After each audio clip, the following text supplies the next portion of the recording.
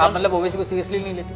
अरे वो ये आप यहाँ माचिस लगाने के लिए आए हैं। मैं क्लियर बताता हूँ कि उसके बारे में या हम सीरियसली नहीं लेते उनके जो भी स्टेटमेंट है। सर सवाल सबसे पहले तो मैं आपसे यही पूछता हूँ कि सरकार में आप बीजेपी के साथ हैं, यहाँ पर आप विपक्ष के साथ हैं, बहुत सारे लोग यही पूछते हैं कि आखिर ये रिश्ता कहलाता क्या है? क्या है, आप लोगों को दिल्ली का जो मीडिया है, देश में जो काम करता है, आप जैसे अनेक चैनल है, अनेक न्यूज़पेपर है, उनको पता नहीं। मैं अभी यहाँ काम कर रहा हूँ, 35 ईयर्स हो गए। हमारे यहाँ हम शुरू में जब पॉलिटिक्स में आए तो कांग्रेस में ही थे। 99 में पवार साहब ने, तारिक अनवर जी ने और संगमा जी ने, ये लीडरों ने राष्ट्रवादी Congress Party, Nationalist Congress Party बनाई। तब से हम 2014 तक, 99 से 2014 तक हम कांग्रेस के साथ गठबंधन में थे महाराष्ट्र में। लेकिन तब भी चुनाव हुए और तब भी हम सेंट्रल गवर्नमेंट में, जब पार्लियामेंट का चुनाव रहता था तो हम साथ साथ रहते थे। स्टेट में असेंबली का चुनाव रहता था तब भी हम साथ साथ रहे। लेकिन लोकल बॉडीज में हमेशा पूना में कांग्रेस वर्सेस राष्ट्रवादी ऐसी ये चुनाव में एक दूसरे के खिलाफ वो लड़ते थे। तो मेरा ये कहना है कि तब भी हम रूलिंग पार्टी में, सेंट्रल में थे, स्टेट में थे, तो भी जिला परिषद, पंचायत समिति, नगर पंचायत, नगर पालिका और कॉरपोरेशन, ये सभी में हम एक दूसरे के विरोध में ही लड़ रहे थे। तब कभी आपने सवाल नहीं पूछा। अभी 2014 के बाद बीजेपी पावर में आई, फिर हम अपोजिशन में गए। मेरे ख्याल से 2014 से आज तक चुनाव खाली 2017 का हुआ, लोकल बॉडी चुनाव खाली 2017 का। उसके बाद कभी भी कोई चुनाव नहीं हुआ। हमेशा 2014 से अभी 2026, 9 साल में एक ही दफा चुनाव हुआ है। तब हम एक दूसरे के विरोध में थे, कांग्रेस अपनी तरफ से लड़ रही थी। आपको एक प्रश्न पूछूं, बेसिकली कि शिवसेना के दो फैक्शंस हुए, वो एक दूसरे से बात भी नहीं करते, मतलब उनमें बहुत झगड़ा दिखता है, बट यहाँ पर आपका एक भाईचारा दिखता है अपने अंकल के साथ। तो क्या ये रिकंसिलिएशन होने वाला है? क्या आप शरद पवार आपको जुड़ने वाले हैं? क्या आप शरद पवार के साथ में रहने वाले हैं? पवार साहब कभी भी लोकल बॉडी चुनाव में हिस्सा नहीं लेते। आपने कहीं देखा है, प्रेस में देखा है या पब्लिक मीटिंग में देखा है या रोड शो में देखा है? कहीं नहीं, कभी भी नहीं। वो यहाँ क्या हुआ, पूना और पिंपरी चिंचवड़ में हम तो तीनों का गठबंधन है। बीजेपी के साथ बीजेपी ने तय किया था कि पिछले दफा 2017 में बहुत ज्यादा सीटें उनकी जीत के आई थी, इसीलिए वो अकेला लड़ना चाहती थी।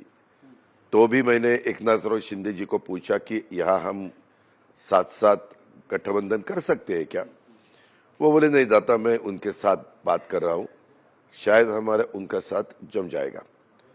लेकिन लास्ट में उनको पता चला कि यहाँ उनका जो सीटों का बंटवारा था उसमें से रास्ता नहीं निकला। फिर हम अकेले रहे। फिर यहाँ के दोनों एनसीपी के कार्यकर्ता जिनको खड़ा रहना था, उन्होंने उनको भी मांग की, यानी एनसीपी पवार साहब की, और हमें भी मांग की कि थोड़ा बहुत एडजस्टमेंट अगर करे तो बेहतर होगा। वोटों का बंटवारा भी जो होता है उसमें भी मदद हो सकती है। आखिर हम कोई एमपी बना, कोई एमएलए बना, कोई एमएलसी बना, कोई राज्यसभा में गया, कोई deputy chief minister, state minister बना। अभी चुनाव है, ये कार्यकर्ताओं का है। ये सब हम जब चुनाव में खड़े होते तो कार्यकर्ता हमारा काम करते हैं। उनको भी 9 साल मौका नहीं मिला। वो बोले खड़े रहना है तो ज्यादा से ज्यादा वोटों का बंटवारा न हो, कम से कम एनसीपी में, और उनको भी ठीक लगे। तो उनके भी कार्यकर्ताओं ने डिमांड की, हमारे कार्यकर्ताओं ने डिमांड की, फिर हम बैठे। लेकिन तब एक ऐसी न्यूज बाहर फैली कि एनसीपी बोल रही है गड़ी सिंबल लेना चाहिए और इसीलिए हमारा नहीं जम रहा है, हम अभी उनके साथ नहीं जा रहे। मैंने फिर फोन करके डॉक्टर अमोल कोल्हे जी को, सुप्रिया सुले जी को, ऐसे शशिकांत शिंदे जी को, जयंत पाटिल जी को ऐसे पूछा कि किसने कहा कि 165 सीटें यहाँ है, पुणे में 128 सीटें हमारे पिंपरी चिंचवड़ में, तो वहां अगर हम जब एक गठबंधन के नाते उस चुनाव के लिए लोकल बॉडीज के चुनाव के लिए साथ साथ जाना चाहते, तो कोई भी हमारा सिंबल ले लो ऐसा नहीं कहेगा। जैसे कि पार्लियामेंट में, असेंबली में एकनाथराव शिंदे जी ने उनका सिंबल लिया था, हमने हमारा सिंबल लिया था, बीजेपी ने उनका। यानी दादा ये जो है दो दिल नहीं मिले, तो एक स्ट्रेटेजिक अलायंस हुआ ना, ये तो जो चुनाव के लिए तक के लिए सीमित। क्या दिल मिल गए हैं? नहीं, इसीलिए तो हमारा कार्यकर्ता हमारा मजबूत रहे तो पार्टी मजबूत रहती है। तो मैंने कार्यकर्ताओं को बताया, उन्होंने बताया एडजस्टमेंट करना पड़ेगा और तब कोई सीटें छोड़नी पड़ेगी। तो वो सिंबल का मुद्दा हट गया। फिर बंटवारा, जब सीटों का बंटवारा शुरू हुआ तो पिंपरी चिंचवड़ में एक प्रभाग और पुणे में एक प्रभाग, उसमें से रास्ता नहीं निकल रहा था। तो हमने दोनों ने तय किया कि वहां हम उनका भी एक पैनल खड़ा करेंगे, हमारा भी एक पैनल खड़ा करेंगे। उनको मराठी में मैत्रीपूर्ण लड़ाई बोलते हैं, तो वैसे करेंगे। लेकिन एक बात यहाँ नहीं समझ में आई कि यानी फिर ये तो एक स्ट्रेटेजिक अलायंस ही हुआ, क्योंकि जो आपकी लड़ाई है दोनों पार्टी की चुनाव चिन्ह को, वो अपनी जगह चलती रहेगी आगे भी। असेंबली में, लोकसभा में पहले भी चलती थी, वही तो मैं बोल रहा हूं।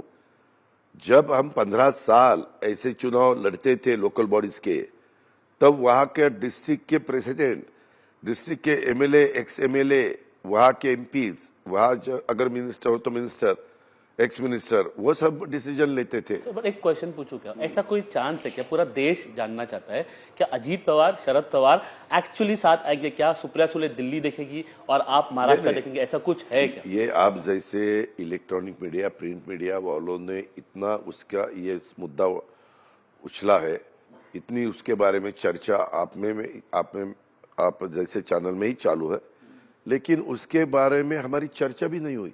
खाली लोकल बॉडीज के यहाँ के चुनाव, फिर मैंने भी यहाँ हमारे विधायक है चेतन तुपे पाटिल, फिर वो एक विधायक है सुनील टिंगरे और सुभाष जगताप, ये तीनों चारों को लेके मैं बैठा।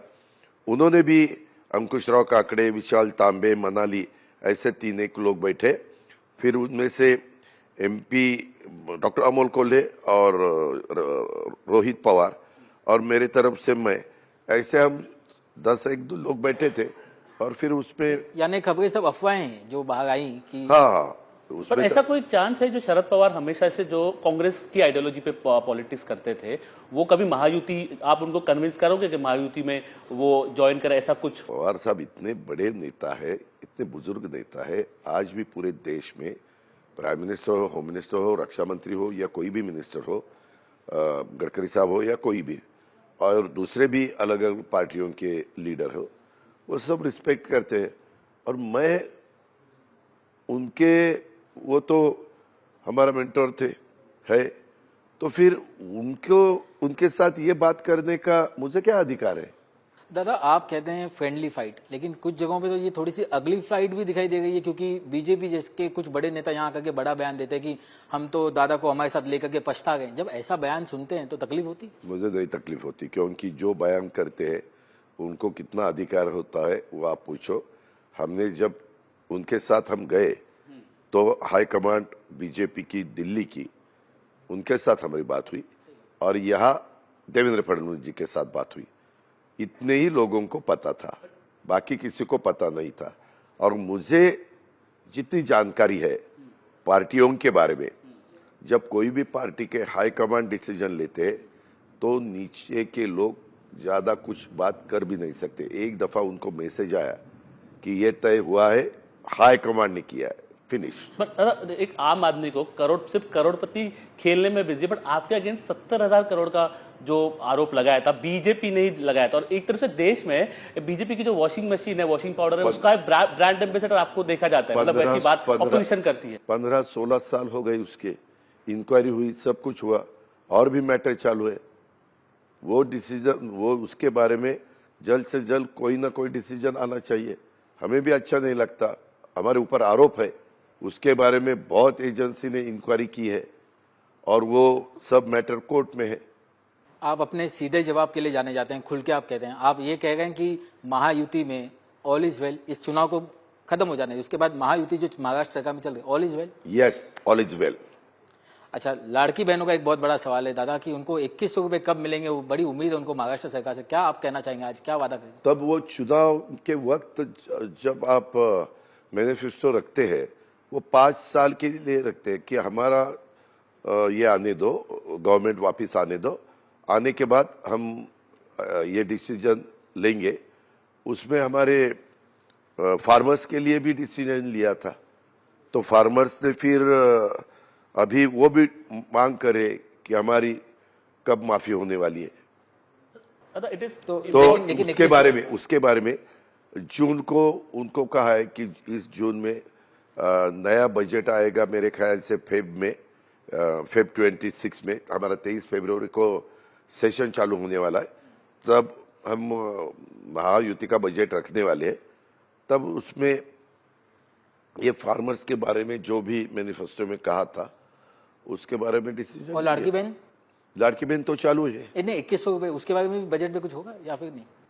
जब हमारा फाइनेंशियली सब ठीक ठाक होगा कि हम अभी दे सकते तब देंगे। You're contesting from Pune PCMC. It is extremely important to basically address the elephant in the room as well. Like आपके सन जो है पार्थ पवार, उनके अगेंस्ट एक बड़ा लैंड डील का एक एलिगेशन है, और मतलब उनकी कंपनी का 99% स्टेक था वो मुंडवा लैंड डील में। कोर्ट ने भी इसमें फटकार लगाई, कैसे देखते हो वो वाले? क्या एलिगेशन है आपको पता है? जरा जानकारी ले लो। वो लैंड है गवर्नमेंट ऑफ महाराष्ट्र की, लीज पे दी है सेंट्रल गवर्नमेंट को बोटेनिकल गार्डन के लिए। वो लीज और कुछ सालों तक चलने वाला है। स्टैम्प ड्यूटी, एक मिनट जरा सुनो। हाँ, वो लीज खत्म होने के बाद वो लैंड होने वाली है गवर्नमेंट ऑफ महाराष्ट्र की। पुरानी कभी वो लैंड गायकवाड़ फैमिली की थी ऐसे बोलते हैं, वो सर्च करना पड़ेगा। उसके बारे में इंक्वायरी चालू है। इंक्वायरी में ये लैंड गवर्नमेंट ऑफ महाराष्ट्र के होते हुए एक लैंड है, और आप दोनों का ही चालू है कि हम देते हैं और आप ले लो। 1 रुपया इन्होंने दिया नहीं, 1 रुपया इन्होंने लिया नहीं, 1 रुपया, और एग्रीमेंट हुआ 300 करोड़ का। ऐसा अगर लैंड आपकी है ही नहीं, आप उनको दे ही नहीं सकते, तो आगे का सवाल उठता ही नहीं। क्या हुआ है, उसमें रजिस्ट्रेशन बिल्कुल करने की जरूरत नहीं थी। जो गवर्नमेंट ऑफ महाराष्ट्र का रजिस्ट्रेशन का काम जो डिपार्टमेंट देखता है या ऑफिसर देखता है, उन्होंने कहना चाहिए था कि ये मैंने पेपर्स देखे, ये पेपर्स गवर्नमेंट ऑफ महाराष्ट्र की लैंड है, ये आप बेच नहीं सकते और ले भी नहीं सकते। ऐसे करके वो खत्म होना चाहिए था।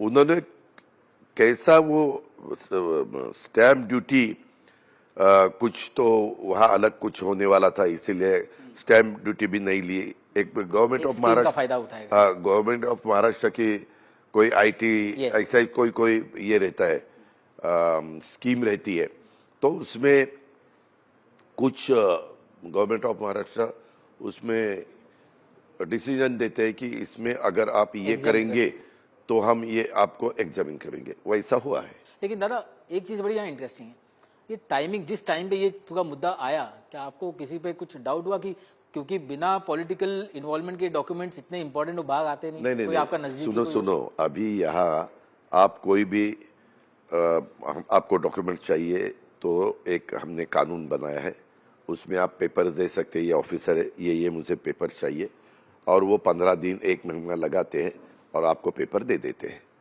ये कानून ही बना है कि एकदम ट्रांसपेरेंसी होनी। पॉलिटिकल एंगल नहीं? नहीं नहीं, बिल्कुल नहीं। सुनो तो, बिल्कुल ट्रांसपेरेंसी है। मुझे बाद में पता चला कि ये किसने किया। फिर एक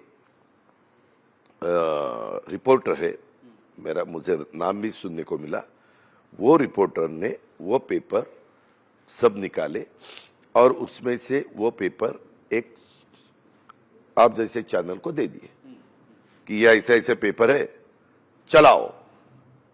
फिर उन्होंने ब्रेकिंग न्यूज चलाई। तो आप क्लीन चिट दे रहे हो, फिर इसमें जो भी नहीं, इन्वॉल्व है। अरे बाबा, मैं क्यों क्लीन चिट? आप ऐसे क्यों बोलते हैं? नहीं, यू सेड ना दैट कुछ स्कैम हुआ है। अरे मेरा कहना ये है, लेकिन ये इंक्वायरी ऑफिसर है, ये इंक्वायरी करेंगे। इंक्वायरी को अभी उन्होंने और भी उनका इंक्वायरी खत्म नहीं हुई, इसीलिए उन्होंने कहा शायद उस डिपार्टमेंट को अभी मुझे और 1 महीना चाहिए वो खत्म करने के लिए, क्योंकि आगे भी गवर्नमेंट ऑफ महाराष्ट्र की कोई भी लैंड अगर ऐसे कोई भी बेचेगा और उसमें से ऐसा एक नया मुद्दा आगे आएगा तो गवर्नमेंट को भी वो अच्छा नहीं रहेगा। कहने का मतलब ये था कि आपको इस बात की पूरी उम्मीद है कि जब जांच होगी और कुछ है ही नहीं तो पाक दादा को जो है क्लीन चिट मिल ही जाएगी। अरे मैं कैसे बताऊं? उम्मीद की बात कर। मैं नहीं बताने वाला, मैं डिप्टी चीफ मिनिस्टर हूं। फिर आपने कोर्ट में कोई गए हैं, फिर देखो उनके बेटे के बारे में डिप्टी चीफ मिनिस्टर ऐसा स्टेटमेंट कर रहे हैं, तो फिर इंक्वायरी ऑफिसर को दबाव आ रहा है। ऐसा कुछ भी चला सकते हैं आप लोग, आप बहुत बड़े लोग हैं तो चला सकते हैं। इसीलिए मुझे नो कमेंट्स। अभी इंक्वायरी चालू है, इंक्वायरी होने के बाद सब पता चलेगा, क्या सही क्या गलत, किसने क्या किया, आएगा। क्योंकि आप बीजेपी के साथ यहाँ पर भिड़ रहे हो पुणे में, क्या उसकी वजह से वैसा हुआ है? मतलब आपको लगता है? नहीं रे बाबा, इसका और उसका क्या मतलब है? एक रिपोर्टर ने दिया है, मेरे पास वो रिपोर्टर का फोटो नंबर सब आया है, लेकिन अभी चुप बैठा हूं। मैं एक दिन उनको बुलाऊंगा कि क्या है, किसने इसको ज्यादा, उसमें अजीत नाम नहीं आता बीच में, तो इसकी चर्चा भी नहीं होती। दादा एक सवाल आपसे पूछना। और एक हुआ, उसके दूसरी भी एक लैंड एक ऑफिसर ने हमारे गवर्नमेंट ऑफ महाराष्ट्र की लैंड ही किसी को भेज डाली है, वो भी इंक्वायरी में है। चल गई। यस। हाँ, तो आगे ऐसा नहीं होना चाहिए। हमें जब कोई गलत मुद्दा आता है सामने, तो अपने के लिए, हम जब गवर्नमेंट में रहते हैं या गवर्नमेंट कोई भी चलाता है, तो आगे ये बिल्कुल नहीं होना चाहिए। इसीलिए कुछ ना कुछ डिसीजन लेना पड़ता है। तो वो इंक्वायरी होने के बाद जो रिपोर्ट आएगा वो ऑफिसर की तरफ से, तो फिर चीफ मिनिस्टर साहब उसके बारे में डिसीजन ले लेंगे। अजीत जी एक सवाल आपसे ये भी जानना चाहूंगा कि यहाँ तो आपकी लड़ाई चली गई पुणे में, लेकिन जो सोलापुर में आपके अगेंस्ट MIM भी है, ओवैसी का आपने शायद भाषण सुना भी होगा, शायद वो तो कह गए कि अजीत पवार भाई सामने आने दीजिए, मैं 3 मिनट में उनको गूंगा कर दूंगा। उनका मुस्लिम लोगों से कोई लेना देना नहीं है, मुसलमानों के सवालों से मुश्किलों से कोई लेना देना नहीं है। क्या जवाब देंगे? उन्होंने बताया, उनका कितना सुनना कितना नहीं सुनना वो हमारा अधिकार है। No comments. तो आप मतलब ओवैसी को सीरियसली नहीं लेते? अरे बाबा, आप क्या माचिस लगाने के लिए आए हैं? मैं क्लियर बताता हूं कि उसके बारे में या हम सीरियसली नहीं लेते उनके जो भी स्टेटमेंट है। बेसिकली जो आपके 2 अलायंस पार्टनर थे सरकार में, उन्होंने तो ऐसा भी स्टेटमेंट निकाला था कि मैं 16 अजित पवार जेब में डाल के घूमता हूं। मैंने कहा 16 डालते हैं तो 17 मुझे भी डाल दो, डालो। तो आपके जो आपको कोई तकलीफ नहीं? मैं तो आपका पक्ष जानना चाहता हूँ। आपके जो 2 अलायंस पार्टनर्स है, एकनाथ शिंदे जी और बीजेपी प्रॉपर। हाँ, यहाँ हमने लास्ट में एकनाथ शिंदे जी का मुझे फोन आया। उदय सामंत हमारे मिनिस्ट्री में एक मिनिस्टर है शिवसेना का, उन्होंने भी मुझे बताया कि दादा लास्ट में और कुछ एडजस्टमेंट हो सकती है, तो देखो। तो हमने कोशिश की, हमारे ये शिवसेना के साथ यहाँ सीटों का बंटवारा पुणे और पिंपरी चिंचवड़, लेकिन दोनों जगह नहीं हुई। यहाँ तो पुणे में हुई नहीं, क्योंकि वो जो सीटें मांग रहे थे वह हमारे लोग बोल रहे थे कि नहीं, हम बिल्कुल नहीं दे सकते। कोशिश की, दोनों तरफ से कोशिश की, लेकिन वो नहीं हुआ। फिर पिंपरी चिंचवड़ में MP है हमारे श्रीरंग अप्पा बारनी, शिवसेना के। फिर उन्होंने भी मुझे बताया, तो फिर हमारे वहाँ के कुछ लोग उनके साथ बातें की, और उसमें 2 प्रभाग में 2 धनुष्य बाण है, 2 घड़ी है, और दूसरे ही प्रभाग में 2 धनुष्य बाण है, 2 घड़ी है। ऐसे 2 प्रभाग में हम साथ साथ अंडरस्टैंडिंग से लड़ रहे हैं। बट आपके जो 2 अलायंस पार्टनर्स है बेसिकली एकनाथ शिंदे और बीजेपी, दोनों हिंदुत्व की पॉलिटिक्स करते हैं, आपने वो अभी तक नहीं की है, मतलब आप आइडियोलॉजिकली अलग पॉलिटिक्स करते हो। अनकंफर्टेबल लगता है आपको महायुति में? मतलब बिल्कुल नहीं लगता। इलेक्शंस के टाइम पे या फिर वाइल रीचिंग आउट? अरे हम हमारा जो भी कहना है वो लोगों के सामने रखते हैं, लोगों को भी मालूम है। आपको पता है वाजपेयी साहब के गवर्नमेंट में ममता बनर्जी थी ना, वो सेक्युलर थी ना, गवर्नमेंट में थी। नीतीश कुमार भी थे, है। फिर चंद्रबाबू नायडू के भी कुछ एमपी मिनिस्टर थे, है। फिर और कोई ऐसे ही लोग सेक्युलर विचारों के, वो भी एनडीए में वाजपेयी साहब के सरकार में भी थे, अभी हमारे मोदी साहब के सरकार में भी है। ऐसा है, सबने ये कौन से मुद्दे पे वो साथ साथ आए? देश का विकास होना चाहिए देश के लिए, और महाराष्ट्र स्टेट में स्टेट का विकास होना चाहिए। लेकिन आप जब कहते हैं कि सेक्युलर पार्टी, तो मैं ये समझना चाहता हूं कि मुंबई में आपकी युति नहीं है बीएमसी चुनाव में, वहां पर शिवसेना बीजेपी एक साथ है, वो जोरदार हिंदुत्व का मुद्दा उठा गए। एमआईएम पोलराइज कर गई है, वो भी मुस्लिम मुद्दा उठा गई, वो भी कह रही कि एनसीपी का लेना देना। तो आप ना इस तरफ है ना इस तरफ, आप जो सेक्युलर लेके चल गए, कैसे मजबूती से? मुझे एक समझ में नहीं आता, एक आदमी कोई कहता है कि ऐसा ऐसा है, उसके ऊपर भरोसा करने की क्या जरूरत है? वो क्या हमारा बॉस है? क्या बोलते हैं आप? हर एक पार्टी अपने अपने हिसाब से मुद्दा उठाते हैं ना।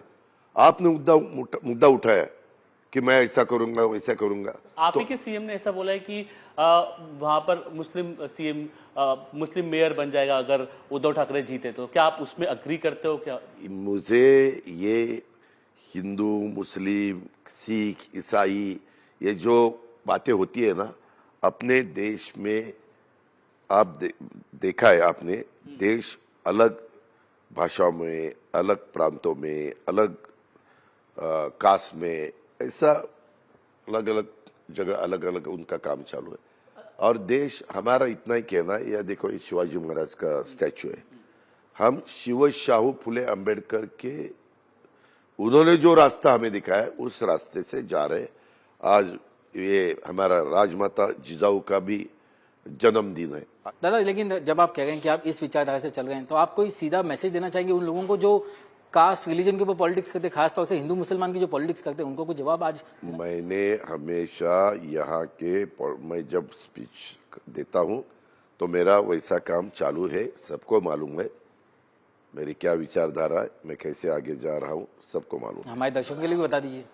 नहीं, सबको मैंने बताया ना, शिव शाहू फुले अंबेडकर की विचारधाराओं से मैं आगे इनको जा आप रहा। हमेशा दो टूक जवाब देते हैं, इन दोनों को क्यों नहीं देंगे? जो लोग रीजन की पॉलिटिक्स करे, रिलीजन की करे, कोई हिंदू करे कोई मुसलमान, उनको दो टूक जवाब दीजिए कुछ।